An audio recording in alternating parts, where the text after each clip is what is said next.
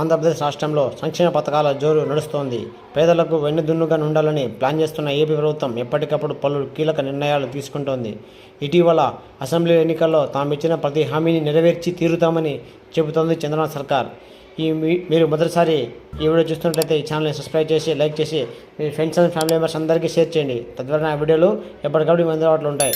చాలామంది నా వీడియో చూస్తున్నారు కానీ ఎవరు సబ్స్క్రైబ్ చేయట్లేదు, లైక్ చేయట్లేదు. మరలా మీరు ఎన్ని లైక్ సబ్స్క్రైబ్ చేస్తే అంతమందికి నా వీడియో రీచ్ అవుతుంది. తద్వారా నా వీడియో అందరికి చేరి అందరి విషయం తెలుసుకోవడం జరుగుతుంది. నాకు సపోర్ట్ చేయండి గాయస్. ఇంకా విషయంలోకి వెళ్తే, ఎన్నికల ప్రచారం భాగంగా మహిళలకు ఇచ్చిన ముఖ్యమైన హామీ ఉచిత బస్సు ప్రయాణం.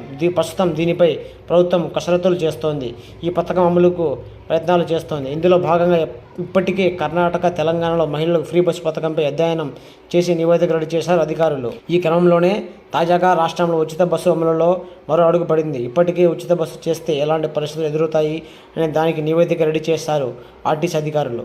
ప్రతి నెల ప్రభుత్వంపై 250 నుంచి 260 కోట్లు భారం పడుతుందని అంచనా వేస్తున్నారు. ఉచిత ప్రయాణ అమలు కోసం అదనంగా 2000 బస్సులు, 3500 మంది డ్రైవర్లు అవసరమని అధికారులు నివేదికలో పేర్కొన్నారు.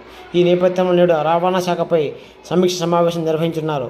ముఖ్యమంత్రి నారా చంద్రబాబు నేడు సమీక్షంలో ఉచిత బస్సుపై ఓ క్లారిటీ వస్తుందని సమాచారం. నిజానికి ఆగస్టు 15 నుంచి ఏపీలో మహిళలకు ఉచిత బస్సు సదుపాయం కల్పించాలని భావించిన కూటమి ప్రభుత్వం కొన్ని కారణాల వల్ల వాయిదా వేసింది. ఈ క్రమంలోనే నేడు ఈ పథకం అమలుపై పూర్తి క్లారిటీ వస్తుందని తెలుస్తోంది. మరోవైపు రాష్ట్రంలో అనారోగ్యం బాధపడుతూ పింఛన్లు తీసుకునే వారికి కూడా ఉచిత బస్సు సదుపాయం కల్పించాలని చంద్రబాబు ప్రభుత్వం భావిస్తుందంట.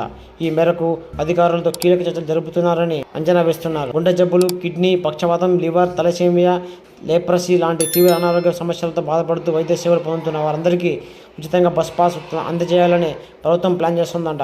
వీళ్లకు ఫ్రీ బస్సు సౌకర్యం అందించడం వల్ల ఎంతో మేలు కలుగుతుందని ఈ ప్రభుత్వం ఇలా ఆలోచించిందని అందరూ అనుకుంటున్నారు.